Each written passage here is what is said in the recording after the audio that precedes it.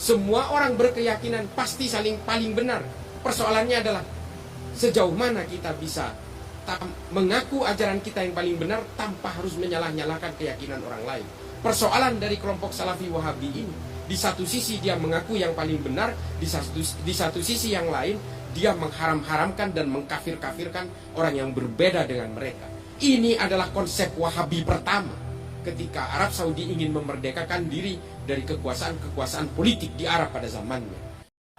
Yang waras tidak boleh mengalah terhadap mereka para pencoleng-pencoleng agama yang menjadikan agama sebagai alat politik.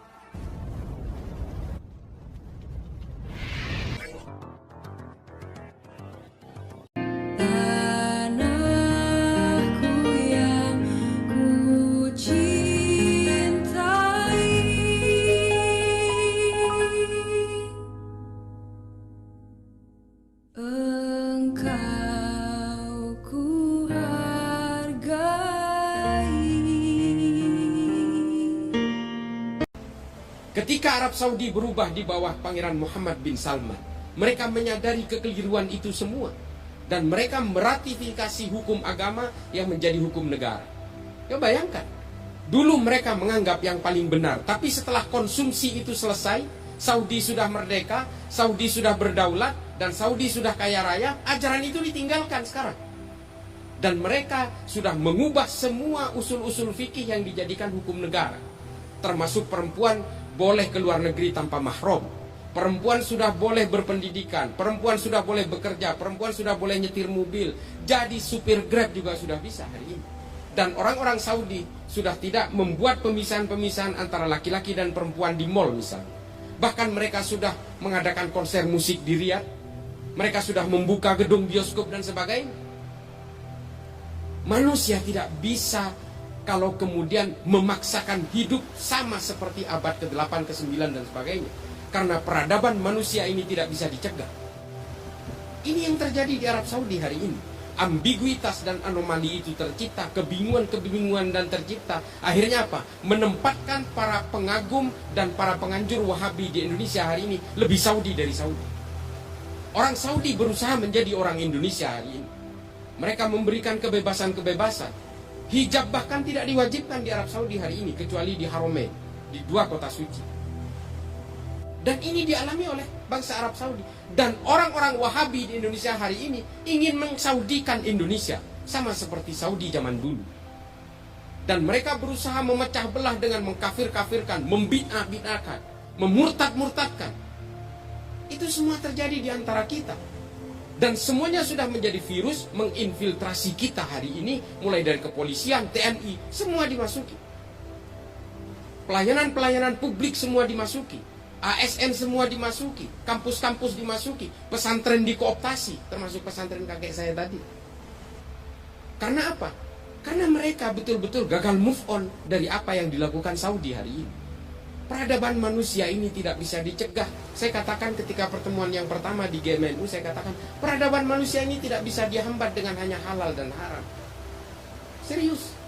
Dia berjalan dengan logikanya sendiri. Kalau kita memaksakan kepala kita tertinggal di abad pertengahan, tapi kaki kita hidup di abad milenium, pada akhirnya kita betul-betul tidak berperadaban. Coba hari ini mereka dengan gampangnya membid'ahkan sana sini, sementara mereka hidup 100% dengan dunia bid'ah. Munafik. Ini yang mereka lakukan. Mereka hanya menyerang ajaran-ajaran NU, ajaran-ajaran Nahdliyin, orang-orang yang betul-betul menghargai perbedaan, orang-orang yang ingin mengglorifikasi Kanjeng Nabi Muhammad dengan maulidan dan sebagainya. Sementara mereka bergelimang dengan ajaran-ajaran bid'ah sebenarnya. Mereka tidak memahami akar genealogi historik bagaimana Wahabi itu diciptakan. Semua ini tidak lepas dari berbagai hegemoni politik.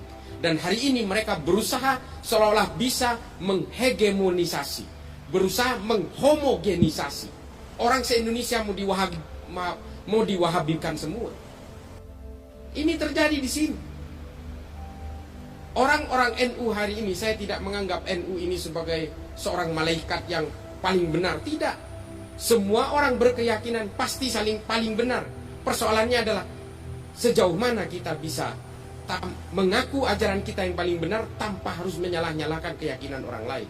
Persoalan dari kelompok Salafi Wahabi ini, di satu sisi dia mengaku yang paling benar, di satu sisi yang lain dia mengharam-haramkan dan mengkafir-kafirkan orang yang berbeda dengan mereka.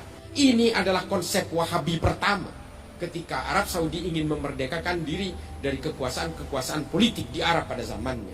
Dan ini dilakukan di negara kita yang betul-betul menurut saya ini sudah adem ayem. Tidak heran kemudian saya sering bercerita bahwa saya sering bertemu dengan kelompok-kelompok teroris yang baru ditangkap. Saya jamin 100% mereka penganut paham Salafi Wahabi. Mari kita buka-bukaan data.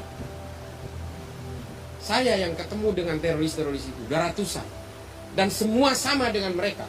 Mengharamkan wayang juga, mengharamkan musik juga, mengharamkan maulidan juga, mengharamkan tahlilan juga, dan mengharamkan berbagai gerakan-gerakan intimasi sosial masyarakat. Mereka intinya adalah ingin menyamakan antara kita dengan mereka. Kalau yang berbeda, mereka kafirkan. Selesai. Konsep mereka sesederhana itu. Apakah paham seperti ini yang akan kita jalankan?